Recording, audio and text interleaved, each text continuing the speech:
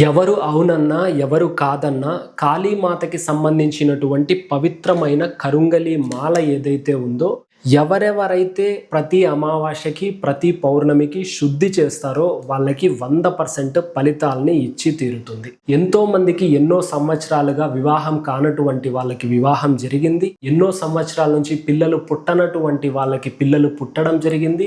ఆ వీడియోస్ కూడా వాళ్ళు మాకు వాట్సాప్‌లో పెట్టినటువంటి స్క్రీన్ షాట్స్ ఏవైతే ఉన్నాయో వాటిని వీడియోల్లో కూడా గతంలో అప్లోడ్ చేయడం జరిగింది. శుద్ధి చేస్తేనే ఫలితాలనేవి చూస్తారు. శుద్ధి చెయ్యకపోతే ఎవరు కూడా ఎలాంటి ఫలితాలని చూడరు. దయచేసి మీరు మా దగ్గర గనక తీసుకొని ఉన్నట్లయితే కాళీమాతకి సంబంధించిన పూజ జరిగి ఉంటుంది కాబట్టి ప్రతి పౌర్ణమికి, ప్రతి అమావాస్యకి శుద్ధి చెయ్యండి. ఏ పౌర్ణమి, ఏ అమావాస్య మిస్ అయినప్పటికీ దాని తరువాత ఎప్పుడూ జీవితంలో ఆ కరుంగలి మాల ధారణ చేయకూడదు. ఈ విషయాన్ని దయచేసి గుర్తుపెట్టుకోండి.